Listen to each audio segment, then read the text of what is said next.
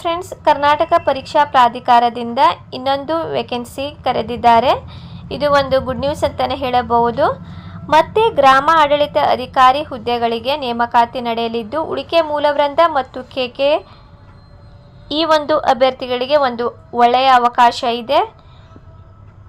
ಈಗ ನಾವು ಮೊದಲನೇದಾಗಿ RPC ಉಳಿಕೆ ಮೂಲವೃಂದದ ಒಂದು ಗ್ರೂಪ್ ಸಿ ಹುದ್ದೆ ಗ್ರಾಮಾಡಳಿತ ಅಧಿಕಾರಿ ಯಾವ ಒಂದು ಜಿಲ್ಲೆಗೆ ಎಷ್ಟು ಹುದ್ದೆ ಖಾಲಿ ಇದೆ ಅಂತ ಇದರ ಬಗ್ಗೆ ಮಾಹಿತಿಯನ್ನು ನೀಡುತ್ತೇನೆ. ಸ್ಪರ್ಧಾತ್ಮಕ ಪರೀಕ್ಷೆ ನಡೆಸಿ ಅಭ್ಯರ್ಥಿಗಳನ್ನು ಆಯ್ಕೆ ಮಾಡಲಾಗುವುದು. ಜಿಲ್ಲೆಯ ಹೆಸರು ನೋಡುವುದಾದರೆ ಬೆಂಗಳೂರು ನಗರ 20, ಬೆಂಗಳೂರು ಗ್ರಾಮಾಂತರ 29, ಚಿತ್ರದುರ್ಗ 15, ಚಿಕ್ಕಬಳ್ಳಾಪುರ 21, ತುಮಕೂರು 50, ಶಿವಮೊಗ್ಗ 18, ಕೋಲಾರ 22, ಬೆಂಗಳೂರು ದಕ್ಷಿಣ 30, ಮೈಸೂರು 45, ಮಂಡ್ಯ 50, ಹಾಸನ 35, ಉಡುಪಿ 10, ದಕ್ಷಿಣ ಕನ್ನಡ 20, ಚಾಮರಾಜನಗರ 31, ಚಿಕ್ಕಮಗಳೂರು 10, ಬೆಳಗಾವಿ 48, ಬಾಗಲಕೋಟೆ 16, ಗದಗ್ 14, ಹಾವೇರಿ 15, ಬೀದರ್ 4, ರಾಯಚೂರು 2. ಹೀಗೆ ಟೋಟಲ್ RPCದವರಿಗೆ 505 ಹುದ್ದೆಗಳು ಖಾಲಿ ಇದೆ. ಹುದ್ದೆವಾರು ಮತ್ತು ಪ್ರವರ್ಗವಾರು ವಿವರಗಳನ್ನು ಸಂಬಂಧಪಟ್ಟ ಕಂದಾಯ ಇಲಾಖೆ ಜಿಲ್ಲಾಧಿಕಾರಿಗಳು ನೀಡಿದಂತೆ ಪ್ರತ್ಯೇಕವಾಗಿ ಪ್ರಕಟಿಸಲಾಗಿದೆ. ಇದಕ್ಕೆ ವಿದ್ಯಾರ್ಥಿ ನೋಡುವುದಾದರೆ ನಿಮಗೆ ಗೊತ್ತಿದೆ PUC ಆಗಿರಬೇಕು. PUC ಅಥವಾ ತತ್ಸಮಾನ ವಿದ್ಯಾರ್ಥಿಯ ಕುರಿತು ನೀವು CBSE ಮತ್ತು ICSE ಮಂಡಳಿ ನಡೆಸುವ ಅಂದರೆ ಇದನ್ನು ಕೂಡ ನೀವು ಆದವರು ಈ ಒಂದು ಹುದ್ದೆಗೆ ಅರ್ಜಿಯನ್ನು ಸಲ್ಲಿಸಬಹುದು ಅಂತ ಕೂಡ ಮಾಹಿತಿಯನ್ನು ನೀಡಿದ್ದಾರೆ. ಅದೇ ರೀತಿ national institute of open schooling NIOS ವತಿಯಿಂದ ನಡೆಯುವ ಉನ್ನತ ಪ್ರೌಢಶಿಕ್ಷಣ ಕೋರ್ಸ್ HSC 2 ವರ್ಷಗಳ ITI ಕೋರ್ಸ್ ಅಭ್ಯರ್ಥಿಗಳು NIOSನ ವತಿಯಿಂದ ನಡೆಸುವ ಒಂದು ಭಾಷಾ ಕೋರ್ಸ್ಗಳು ಮತ್ತು ಒಂದು ಶೈಕ್ಷಣಿಕ ವಿಷಯದಲ್ಲಿ ಅಥವಾ ಪದವಿ ಪೂರ್ವ ಮಂಡಳಿ ನಡೆಸುವ ಪರೀಕ್ಷೆಯಲ್ಲಿ ಒಂದು ಭಾಷೆ ಮತ್ತು ಒಂದು ವಿಷಯದಲ್ಲಿ ಉತ್ತೀರ್ಣರಾದಲ್ಲಿ ಮಾತ್ರ PUCಗೆ ತತ್ಸಮಾನ. ಇಂಥವರೆಲ್ಲರೂ ಕೂಡ ಈ ಒಂದು ಹುದ್ದೆಗೆ ಅರ್ಜಿಯನ್ನು ಸಲ್ಲಿಸಬಹುದು ಅಂತ ಮಾಹಿತಿಯನ್ನು ನೀಡಿದ್ದಾರೆ. ಫ್ರೆಂಡ್ಸ್, 2021ಕ್ಕಿಂತ ಹಿಂದಿನ ವರ್ಷಗಳಲ್ಲಿ ತಾಂತ್ರಿಕ ಶಿಕ್ಷಣ ಇಲಾಖೆಯ 3 ವರ್ಷಗಳ ಡಿಪ್ಲೊಮಾ ಕೋರ್ಸ್ ಮಾಡಿದವರು ಕೂಡ ಕನ್ನಡ ಭಾಷಾ ಪರೀಕ್ಷೆಯಲ್ಲಿ ತೇರ್ಗಡೆ ಹೊಂದುವುದು. ಅಂದರೆ ನೀವು ಒಂದು ಡಿಪ್ಲೊಮಾ ಕೋರ್ಸ್ ಆದವರು ಕೂಡ ಈ ಒಂದು ಹುದ್ದೆಗೆ ಅರ್ಜಿಯನ್ನು ಸಲ್ಲಿಸಬಹುದು ಅಂತ ಕೂಡ ಮಾಹಿತಿಯನ್ನು ನೀಡಿದ್ದಾರೆ. ಫ್ರೆಂಡ್ಸ್,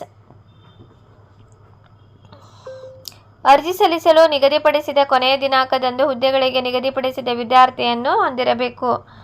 ಅಂದರೆ ಅರ್ಜಿ ಸಲ್ಲಿಸುವ ಮೊದಲು ಈ ಒಂದು ಶೈಕ್ಷಣಿಕ ಅರ್ಹತೆ ನೀವು ಮೊದಲೇ ಹೊಂದಿರಬೇಕಂತ ಮಾಹಿತಿಯನ್ನು ನೀಡಿದ್ದಾರೆ. ಅದೇ ರೀತಿ ಇಲ್ಲಿ ಸಾಮಾನ್ಯ ವಯಸ್ಸಿನ ಮಿತಿ ನೋಡುವುದಾದರೆ ಸಾಮಾನ್ಯ ಅರ್ಹತೆ ಅಭ್ಯರ್ಥಿಗಳಿಗೆ 40 ವರ್ಷ, 2A 2B 3A 3B ಅವರಿಗೆ 43 ವರ್ಷ, ಪರಿಶಿಷ್ಟ ಜಾತಿ ಪರಿಶಿಷ್ಟ ಪಂಗಡದವರಿಗೆ 45 ವರ್ಷ ಆಗಿರಬೇಕು.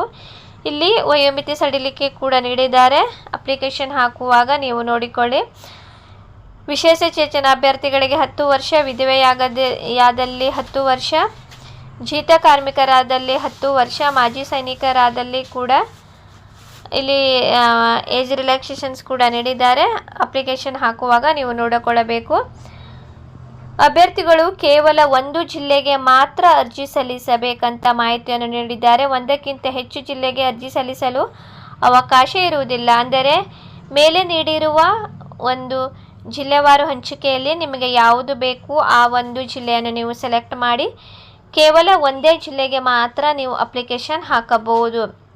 2 ಜಿಲ್ಲೆಗೆ ಅಪ್ಲಿಕೇಶನ್ ಹಾಕಿದರೆ ನಿಮ್ಮ ಒಂದು ಅಪ್ಲಿಕೇಶನ್ ರಿಜೆಕ್ಟ್ ಕೂಡ ಆಗುತ್ತದೆ.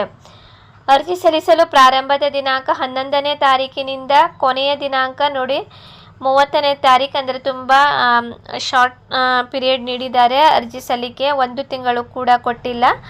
ಸೊ ನೀವು ಆದಷ್ಟು ಬೇಗ 30ನೇ ತಾರೀಕಿನ ಒಳಗೆ ಏನಾದರೂ ನೀವು ಮೀಸಲಾತಿಗೆ ಅನುಗುಣವಾಗಿ ನಿಮ್ಮ ಒಂದು ಸರ್ಟಿಫಿಕೇಟ್ ಇಲ್ಲದೆ ಹೋದರೆ ಕನ್ನಡ ಗ್ರಾಮೀಣ ಅಥವಾ ಇತರ ಯಾವುದಾದರೂ ನಿಮಗೆ ಸರ್ಟಿಫಿಕೇಟ್ ಮೀಸಲಾತಿಗೆ ಬೇಕಾದರೆ ನೀವು ಬೇಗನೆ ಮಾಡಿಕೊಳ್ಳಿ. ಯಾಕಂದರೆ ಶಾರ್ಟ್ ಪೀರಿಯಡ್ ಇದೆ. ಅರ್ಜಿ ಸಲ್ಲಿಕೆಗೆ 30ನೇ ತಾರೀಕಿಗೆ ಲಾಸ್ಟ್ ಡೇಟ್ ಆಗಿದೆ. ಶುಲ್ಕ ಪಾವತಿಸಲು 31ನೇ ತಾರೀಕು ಕೂಡ ಲಾಸ್ಟ್ ಡೇಟ್ ಆಗಿದೆ ಫ್ರೆಂಡ್ಸ್. ವೇತನ ಶ್ರೇಣಿ ನೋಡುವುದಾದರೆ ಕಾಯಂ ಪೂರ್ವ ಅವಧಿ ನೇರ ನೇಮಕಾತಿಗಳ ಮೂಲಕ ಆಯ್ಕೆಗೊಂಡ ಅಭ್ಯರ್ಥಿಗಳು 2 ವರ್ಷಗಳ ಕಾಲ ಕಾಯಂ ಪೂರ್ವ ಅವಧಿಯಲ್ಲಿರುತ್ತಾರೆ. ವೇತನ ಶ್ರೇಣಿ 34,100 ರೂಪಾಯಿನಿಂದ 67,600 ರೂಪಾಯಿವರೆಗೆ ನಿಮಗೆ ಸ್ಯಾಲರಿ ಬರುತ್ತದೆ ಫ್ರೆಂಡ್ಸ್. ಅದೇ ರೀತಿ ಅರ್ಜಿ ಶುಲ್ಕ ನೋಡುವುದಾದರೆ ಸಾಮಾನ್ಯ 2A 2B 3A 3B ಅವರಿಗೆ 500 ರೂಪಾಯಿ, ಪರಿಶಿಷ್ಟ ಜಾತಿ 750 ರೂಪಾಯಿ. ಅದೇ ರೀತಿ ಪರಿಶಿಷ್ಟ ಜಾತಿ ಪರಿಶಿಷ್ಟ ಪಂಗಡದವರಿಗೆ 500 ರೂಪಾಯಿ ಅರ್ಜಿ ಶುಲ್ಕ. ವಿಶೇಷ ಚೇತನ ಅಭ್ಯರ್ಥಿಗಳಿಗೆ 250 ರೂಪಾಯಿ ಅರ್ಜಿ ಶುಲ್ಕವನ್ನು ನೀವು ಪಾವತಿಸಬೇಕು. ಯಾವುದೇ ರೀತಿಯಿಂದ ಅರ್ಜಿ ಶುಲ್ಕ ಅಂದರೆ ರಿಟರ್ನ್ ಆಗುವುದಿಲ್ಲ, ಹಿಂದಿರುಗಿಸಲಾಗುವುದಿಲ್ಲ ಒಂದು ಸಲ ನೀವು ಅಪ್ಲಿಕೇಶನ್ ಹಾಕಿದಾಗ. ಪರೀಕ್ಷಾ ದಿನಾಂಕ ಕೂಡ ನೋಡಿ ಫ್ರೆಂಡ್ಸ್, ಆಲ್ರೆಡಿ ಯಾವಾಗ ಪರೀಕ್ಷೆ ನಡೆಸುತ್ತಾರೆ ಅಂತ ಆಲ್ರೆಡಿ ತಿಳಿಸಿದ್ದಾರೆ. ಇದು ಕೂಡ ಒಳ್ಳೆಯ ಸಂಗತಿ. ಪತ್ರಿಕೆ 1 ಮತ್ತು ಪತ್ರಿಕೆ 2 ಕನ್ನಡ ಭಾಷಾ ಪರೀಕ್ಷೆ ನೋಡಿ ಅಕ್ಟೋಬರ್ 4ನೇ ತಾರೀಕಿಗೆ ಕನ್ನಡ ಭಾಷಾ ಪರೀಕ್ಷೆ 10:30ರಿಂದ 12:30. ಪತ್ರಿಕೆ 2 ಅದೇ ದಿನ ಮಧ್ಯಾಹ್ನ 2:30ರಿಂದ 4:30. ಮೇಲ್ಕಂಡ ಹುದ್ದೆಗಳಿಗೆ ಸ್ಪರ್ಧಾತ್ಮಕ ಪರೀಕ್ಷೆಯನ್ನು ಆಫ್ಲೈನ್ OMR ಮಾದರಿ ಮೂಲಕ ನಿಮಗೆಲ್ಲರಿಗೂ ಗೊತ್ತಿದೆ ಸ್ಪರ್ಧಾತ್ಮಕ ಪರೀಕ್ಷೆ ನಡೆಸುತ್ತಾರೆ. ಪರೀಕ್ಷಾ ಕೇಂದ್ರವನ್ನು ಯಾವುದೇ ಕಾರಣಕ್ಕೂ ಬದಲಾವಣೆ ಮಾಡಲು ಅವಕಾಶ ನೀಡಲಾಗುವುದಿಲ್ಲ. ನೀವು ಅಪ್ಲಿಕೇಶನ್ ಹಾಕುವಾಗ ಪರೀಕ್ಷಾ ಕೇಂದ್ರ ಕೂಡ ಸೆಲೆಕ್ಟ್ ಮಾಡಿಕೊಳ್ಳುತ್ತೀರಿ. ಸೊ ಅದೇ ಪರೀಕ್ಷಾ ಕೇಂದ್ರಕ್ಕೆ ನೀವು ಹೋಗಬೇಕು. ಯಾವುದೇ ರೀತಿಯಿಂದ ಮತ್ತೆ ಬದಲಾವಣೆ ಆಗುವುದಿಲ್ಲ.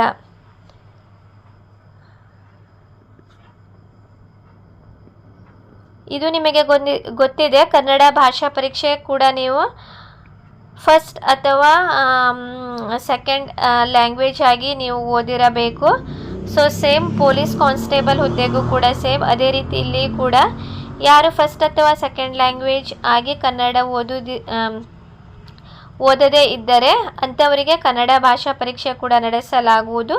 ಅಥವಾ ನೀವು ಹಿಂದೆ ಯಾವುದಾದ್ರೂ ಒಂದು ಕನ್ನಡ ಭಾಷಾ ಪರೀಕ್ಷೆಯಲ್ಲಿ ನೀವು ಪಾಸಾಗಿರಬೇಕು. 150 ಅಂಕಗಳಿದ್ದು 50 ಅಂಕಗಳನ್ನು ಪಡೆದು ನೀವು ಪಾಸಾಗಿರಬೇಕು. ಆವಾಗ ಅಷ್ಟೇ ನೀವು ಒಂದು ಸ್ಪರ್ಧಾತ್ಮಕ ಪರೀಕ್ಷೆಗೆ ನಿಮಗೆ ಕುಳಿತುಕೊಳ್ಳಲು ಅವಕಾಶ ಮಾಡಿಕೊಡುತ್ತಾರೆ. ಬಟ್ ಯಾವುದೇ ರೀತಿಯಿಂದ ಅದು ಒಂದು ಸೆಲೆಕ್ಷನ್ ಪ್ರೊಸೆಸ್ಸಿಗೆ ಕನ್ಸಿಡರ್ ಆಗಲ್ಲ ಆ ಒಂದು ಕನ್ನಡ ಭಾಷಾ ಪರೀಕ್ಷೆ. ಕೇವಲ ಅದು ನೆಕ್ಸ್ಟ್ ಒಂದು ಸ್ಪರ್ಧಾತ್ಮಕ ಪರೀಕ್ಷೆಗೆ ಭಾಗವಹಿಸಲು ನಿಮಗೆ ಆ ಒಂದು ಪರೀಕ್ಷೆ ನೀವು ಫೇಸ್ ಮಾಡಿ ಪಾಸ್ ಆಗಬೇಕು. ಆಮೇಲೆ ನಿಮಗೆ ಈ ಒಂದು ಸ್ಪರ್ಧಾತ್ಮಕ ಪರೀಕ್ಷೆಗೆ ನೀವು ಕುಳಿತುಕೊಳ್ಳಲು ಅವಕಾಶ ಮಾಡಿಕೊಡುತ್ತಾರೆ. ಪತ್ರಿಕೆ 1 ಯಾವ ಪ್ರಚಲಿತ ಘಟನೆಗಳು, ಭಾರತ ಸಂವಿಧಾನದ ಸ್ಥೂಲ ನೋಟದ ವಿಷಯಗಳು ಅಂದರೆ ಸಬ್ಜೆಕ್ಟ್ ಕೂಡ ನೀಡಿದ್ದಾರೆ. ನೀವು ನೋಡಿಕೊಳ್ಳಿ. 100 ಅಂಕ ಇರುತ್ತದೆ. 2 ಗಂಟೆಗಳ ಕಾಲಾವಕಾಶ. ಪತ್ರಿಕೆ 2 ಸಾಮಾನ್ಯ ಕನ್ನಡ, ಸಾಮಾನ್ಯ ಇಂಗ್ಲಿಷ್, ಕಂಪ್ಯೂಟರ್ ವಿಜ್ಞಾನ. ಇದು ಕೂಡ ಸೇಮ್ 100 ಅಂಕಗಳ ಒಂದು ಪ್ರಶ್ನೆ ಪತ್ರಿಕೆ ಇದ್ದು 2 ಗಂಟೆಗಳ ಕಾಲಾವಕಾಶ ಇರುತ್ತದೆ. ಸ್ಪರ್ಧಾತ್ಮಕ ಅಭ್ಯರ್ಥಿಯು ಅರ್ಹತೆಗೆ ಅಂದರೆ ನಿಮಗೆ ಒಂದು ಪೇಪರ್ 1 ಮತ್ತು ಪೇಪರ್ 2ನಲ್ಲಿ ಕನಿಷ್ಠ ನೀವು 35 ಅಂಕ ಪಡೆದು ಶೇಕಡ ಪಾಸ್ ಆಗಿರಬೇಕು. ಆವಾಗ ಈ ಒಂದು ಆಯ್ಕೆ ಪ್ರಕ್ರಿಯೆಗೆ ಅರ್ಹರಾಗುತ್ತೀರಿ. ಇಲ್ಲದಿದ್ದರೆ ಯಾರು 35 ಅಂಕಗಳಿಗಿಂತ ಕಡಿಮೆ ಅಂಕ ಪಡೆಯುತ್ತೀರಿ ಅಂಥವರು ಒಂದು ಆಯ್ಕೆ ಪ್ರಕ್ರಿಯೆಗೆ ಅರ್ಹರಾಗುವುದಿಲ್ಲ ಅಂತ ಕೂಡ ಮಾಹಿತಿಯನ್ನು ನೀಡಿದ್ದಾರೆ. ನಿಮಗೆ ಗೊತ್ತಿದೆ, ತಪ್ಪಾಗಿದ್ದಲ್ಲಿ ಕಾಲು ಮಾರ್ಕ್ಸ್ ಕೂಡ ಕಟ್ ಆಗುತ್ತದೆ. ಸೊ ಇಲ್ಲಿ ನೋಡಿ, ಜಾತಿ ಪ್ರಮಾಣ ಪತ್ರ ಯಾವ ಒಂದು ಫಾರ್ಮ್ಯಾಟ್ನಲ್ಲಿ ಮಾಡಬೇಕು ಸಂಪೂರ್ಣ ಮಾಹಿತಿಯನ್ನು ನೀಡಿದ್ದಾರೆ ಫ್ರೆಂಡ್ಸ್. ಇದನ್ನು ನೀವು ನೋಡಿಕೊಳ್ಳಿ. ನೋಟಿಫಿಕೇಷನಲ್ಲಿ ಸಂಪೂರ್ಣ ಮಾಹಿತಿಯನ್ನು ನೀಡಿದ್ದಾರೆ. ಇದು ಸೇಮ್ ಎಲ್ಲ ಸೆಲೆಕ್ಷನ್ ಪ್ರೋಸೆಸ್, ಸಬ್ಜೆಕ್ಟ್ ಮತ್ತು ಡೇಟ್ ಮತ್ತು ಅರ್ಜಿ ಸಲ್ಲಿಕೆಯ ಡೇಟ್, ಶುಲ್ಕ ಪಾವತಿಸುವ ಡೇಟ್, ಸ್ಯಾಲರಿ ಎಲ್ಲ ಸೇಮ್ ಇರುತ್ತದೆ. ಯಾವುದು KKನವರಿಗೆ ಕೇವಲ ಯಾವ ಒಂದು KKನಲ್ಲಿ ಯಾವ ಒಂದು ಜಿಲ್ಲೆಯಲ್ಲಿ ಎಷ್ಟು ಹುದ್ದೆಗಳು ಖಾಲಿ ಇದೆ ಅಂತ ನೋಡಿ ಫ್ರೆಂಡ್ಸ್, ಇದು ಗ್ರಾಮ ಆಡಳಿತ ಅಧಿಕಾರಿ ಹುದ್ದೆಯ ಗ್ರೂಪ್ ಸಿ ಹುದ್ದೆಯ KK ಅವರ ಒಂದು ನೋಟಿಫಿಕೇಷನ್ ಆಗಿದೆ. ಕಲ್ಯಾಣ ಕರ್ನಾಟಕದಲ್ಲಿ ಇಲ್ಲಿ ಜಿಲ್ಲೆಗಳ ಹೆಸರು: ಕಲಬುರಗಿಯಲ್ಲಿ 40 ಹುದ್ದೆ, ಬೀದರ್ನಲ್ಲಿ 17, ರಾಯಚೂರು 10. ಒಟ್ಟು ಇಲ್ಲಿ 67 ಹುದ್ದೆ ಖಾಲಿ ಇದೆ. ಇದು KKನವರಿಗೆ. ಸೊ ಬಾಕಿ ಎಲ್ಲ ನೋಟಿಫಿಕೇಷನ್ ಸೇಮ್ ಇದೆ. PUC ಆಗಬೇಕು ಅಥವಾ ತತ್ಸಮಾನ, ಅಥವಾ ನೀವು 3 ವರ್ಷಗಳ ಡಿಪ್ಲೊಮಾ ಅಥವಾ 2 ವರ್ಷಗಳ ಒಂದು ITI ಕೋರ್ಸ್ ಮಾಡಿದವರು ಕೂಡ, 2 ವರ್ಷಗಳ ITI ಕೋರ್ಸ್ ಅಭ್ಯರ್ಥಿಗಳು ಕೂಡ ಅಪ್ಲಿಕೇಶನ್ ಹಾಕಬಹುದು ಅಂತ ಮಾಹಿತಿಯನ್ನು ನೀಡಿದ್ದಾರೆ. ವಯೋಮಿತಿ: ಸಾಮಾನ್ಯದವರು 40, 2A 2B 3A 3B ಅವರು 43, ಪರಿಶಿಷ್ಟ ಜಾತಿ ಪರಿಶಿಷ್ಟ ಪಂಗಡ 45, ಏಜ್ ರಿಲ್ಯಾಕ್ಸೇಷನ್ಸ್ ಕೂಡ ಇದೆ, ನೋಡಿಕೊಳ್ಳಿ. ಅದೇ ರೀತಿ 11ನೇ ತಾರೀಕಿನಿಂದ ಜುಲೈ 30ನೇ ತಾರೀಕುವರೆಗಷ್ಟೇ ಅವಕಾಶ ಇದೆ. ಕಡಿಮೆ ಸಮಯ ಇದೆ ಅಪ್ಲಿಕೇಶನ್ ಹಾಕಲು. ಸೊ ಮೀಸಲಾತಿಗೆ ಬೇಕಾಗುವ ಸರ್ಟಿಫಿಕೇಟ್ನೆಲ್ಲ ನೀವು ರೆಡಿ ಮಾಡಿ ಆದಷ್ಟು ಬೇಗ 30ನೇ ತಾರೀಕಿನ ಒಳಗೆ ನೀವು ಅಪ್ಲಿಕೇಶನ್ ಹಾಕಬೇಕು. ಶುಲ್ಕ ಪಾವತಿಸಲು 31ನೇ ತಾರೀಕು ಕೂಡ ಲಾಸ್ಟ್ ಆಗಿದೆ. ಇದಕ್ಕೆ ವೇತನ 34,100 ರೂಪಾಯಿನಿಂದ 67,600 ರೂಪಾಯಿ ವೇತನ ಆಗಿರುತ್ತದೆ. ಅರ್ಜಿ ಶುಲ್ಕ ಕೂಡ ಸೇಮ್ RPC ಮತ್ತು ಇವರಿಗೆ 2A 2B 3A 3B ಅವರಿಗೆ 750, ಪರಿಶಿಷ್ಟ ಜಾತಿ ಪರಿಶಿಷ್ಟ ಪಂಗಡ 500, ಅದೇ ರೀತಿ ವಿಶೇಷಚೇತನ ಅಭ್ಯರ್ಥಿಗಳಿಗೆ 250. ಪರೀಕ್ಷೆ ಕೂಡ ಕನ್ನಡ ಭಾಷಾ ಪರೀಕ್ಷೆ ಪತ್ರಿಕೆ 1 ಪತ್ರಿಕೆ 2 ಇರುತ್ತದೆ. ನೋಡಿ ಇಲ್ಲಿ ಪರೀಕ್ಷಾ ದಿನಾಂಕ ಬೇರೆ ಬೇರೆ ಆಗಿದೆ. ಅಲ್ಲಿ 4ನೇ ತಾರೀಕಿಗೆ RPCದವರಿಗೆ, ಅಕ್ಟೋಬರ್ 4ನೇ ತಾರೀಕಿಗೆ RPC ಅವರಿಗೆ ಎಕ್ಸಾಮ್ ಇದೆ. KKದವರಿಗೆ ನೋಡಿ 25/10 ಅಂದರೆ ಅಕ್ಟೋಬರ್ 25ನೇ ತಾರೀಕಿಗೆ ಅವರಿಗೆ ಪತ್ರಿಕೆ 1 ಮತ್ತು ಪತ್ರಿಕೆ 2 ಇದೆ ಫ್ರೆಂಡ್ಸ್. ನೀವು ನೋಡಿ ಸರಿಯಾಗಿ ನೋಡಿಕೊಳ್ಳಿ, ನಿಮಗೆ ಲೇಟ್ ಇದೆ. ಮೊದಲು RPC ಅವರಿಗೆ ಎಕ್ಸಾಮ್ ನಡೆಸಲಾಗುವುದು, ಆಮೇಲೆ KKದವರಿಗೆ ಒಂದು ಪರೀಕ್ಷೆ ನಡೆಸಲಾಗುವುದು. ಕನ್ನಡ ಭಾಷಾ ಪರೀಕ್ಷೆ ಕೂಡ ನೀವು ಮೊದಲೇ ಪಾಸ್ ಆಗಿರಬೇಕು. ಕನಿಷ್ಠ 50 ಅಂಕಗಳು, 150 ಅಂಕಗಳ ಒಂದು ಪ್ರಶ್ನೆ ಪತ್ರಿಕೆ ಇದ್ದು 50 ಅಂಕಗಳು ನಿಮಗೆ ಪಡೆದಿರಬೇಕು ನೀವು. ಆಮೇಲಷ್ಟೇ ನೀವು ಸ್ಪರ್ಧಾತ್ಮಕ ಪರೀಕ್ಷೆಗೆ ಕುಳಿತುಕೊಳ್ಳಲು ಅವಕಾಶ ಮಾಡಿಕೊಡುತ್ತಾರೆ. ಆಯ್ಕೆ ಪ್ರಕ್ರಿಯೆಗೆ ಅರ್ಹರಾಗಲು ನೀವು